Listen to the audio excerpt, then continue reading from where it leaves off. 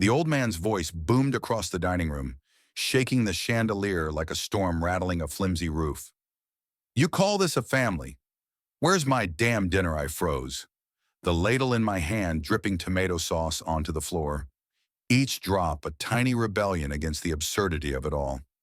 My father-in-law, Harold, sat at the head of the table like a king expecting his banquet, his weathered face carved with entitlement. For 3 years, I'd gritted my teeth through his demands, his endless critiques of my cooking, my job, my very existence as his son's wife. But tonight, something snapped. I'm Lena, 32, a graphic designer who traded city lights for a small-town life with my husband, Mark. We moved to this creaky old house in Willow Creek to be closer to his family, a decision I now question daily. Mark's mother had passed a decade ago, leaving Harold a widower with a temper as predictable as the tides. He'd been living with us for 6 months, ever since his arthritis made his own home uninhabitable. As he put it, what he really meant was he wanted a servant, and I, apparently, was the designated fool for the job. "Harold," I said, my voice steady but sharp, like a knife slicing through butter. "If you're hungry, the kitchen's right there. Serve yourself." The room fell silent. Mark, sitting to my left, dropped his fork, his eyes wide with the kind of panic you'd expect from someone watching a train derail in slow motion. Harold's face reddened, his bushy gray brows knitting together like storm clouds. "Excuse me," he growled, leaning forward, his chair creaking under his weight. "You think you can talk to me like that in my son's house?" "Your son's house," I shot back, my pulse racing. "Last I checked, my name's on the deed too, and I'm not your maid." Mark's hand reached for mine under the table, a silent plea to de-escalate. I ignored it. 3 years of biting my tongue, of cooking extra portions because Harold didn't like leftovers, of scrubbing his dishes while he complained about the modern nonsense of my career. It all boiled over. I wasn't just tired, I was done. Harold slammed his fist on the table, rattling the empty water glasses. "You disrespectful little Mark.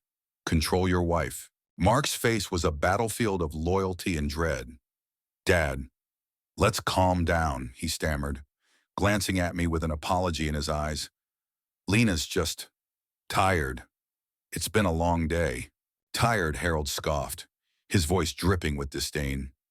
"She sits at a computer all day doodling. I worked 40 years in a factory, and your mother never let me go hungry." That was it. The mention of Mark's mother, Ellen, a woman I'd never met but whose saintly shadow loomed over every argument, pushed me over the edge. "Ellen's not here."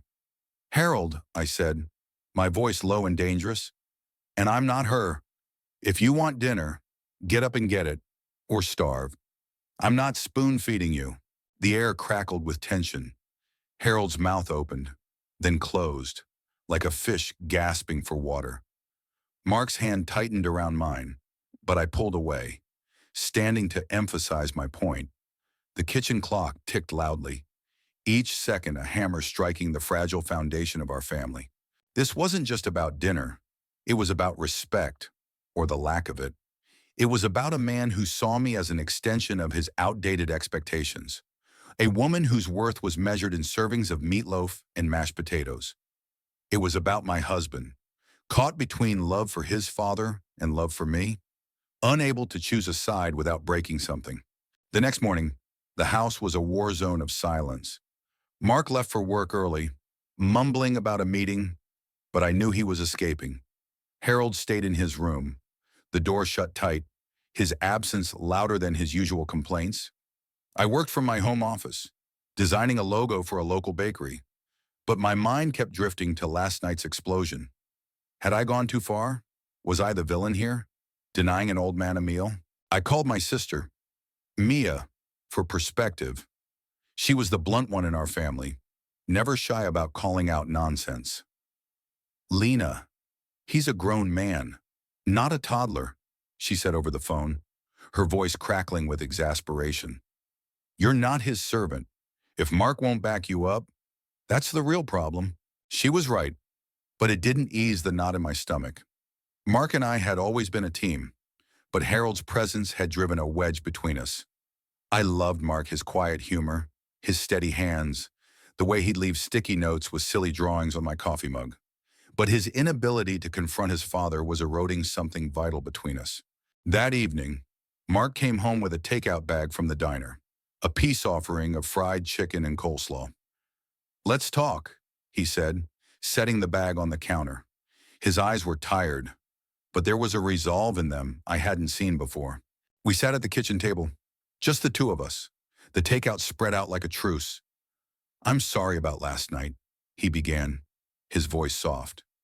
"Dad's difficult. I know that, but he's my dad. Lena, he's all I've got left of my family." I wanted to scream that I was his family too, but I held back.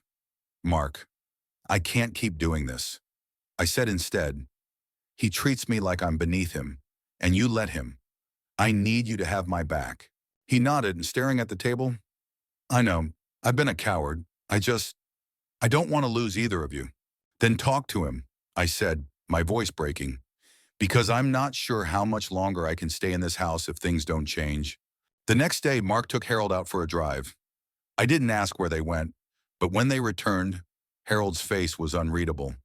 He shuffled to his room without a word, and I braced myself for another Cold War. But that evening, something unexpected happened. Harold came to the kitchen while I was chopping vegetables for a stir-fry. "I'll eat what you make," he said gruffly, avoiding my eyes. "But don't expect me to like it." It wasn't an apology, but it was a start. I nodded, keeping my expression neutral. Fair enough. Over the next few weeks, things shifted, slowly, like tectonic plates realigning. Harold still grumbled, but he started serving himself, albeit with exaggerated size. Mark made a point to check in with me, to ask about my day, to show he was trying. I began to see glimpses of the man I'd married, the one who'd promised to build a life with me, not just manage his father's expectations. But the real turning point came one Sunday afternoon. I was in the backyard sketching ideas for a new project when Harold appeared with 2 mugs of coffee. He set one beside me without a word and sat on the porch swing, sipping his own. "Your mother used to draw," he said after a long silence. "Not like you, with your fancy computer stuff, just pencil and paper. She'd sketch the garden, the kids, anything that caught her eye." I looked at him, surprised. He rarely spoke of Ellen, and when he did, it was with a reverence that made me feel inadequate. But this was different. This was an offering. "She'd have liked you," he added, his voice softer than I'd ever heard it. "You've got her fire." I didn't know what to say, so I just nodded, taking a sip of the coffee. It was too sweet, but I drank it anyway. From then on, Harold and I found a fragile truce. He still complained about my cooking, but there was less venom in it. I stopped taking his barbs personally, recognizing them as the grumblings of a man grappling with loss and change. Mark, for his part, started speaking up, gently but firmly. When Harold crossed a line, it wasn't perfect, but it was progress. One evening, as we sat around the table eating my attempt at lasagna, Harold pointed his fork at me. "This is edible," he said, a faint smirk tugging at his lips. "High praise," I replied, matching his smirk. Mark laughed, and for the first time in months, the room felt warm, like a family finding its way back to itself. This wasn't a fairy tale. Harold didn't transform into a doting father-in-law, and I didn't become his devoted caretaker. But we learned to coexist, to respect each other's boundaries, to see each other as more than obstacles. It was a lesson in patience, in standing up for oneself, in the messy, imperfect work of family. What do you think, was Lena right to stand her ground? Or should she have been more accommodating to Harold's demands? How do you balance respect for elders with personal boundaries? Share your thoughts. Let's talk about where justice lies in this tangled web of family and pride.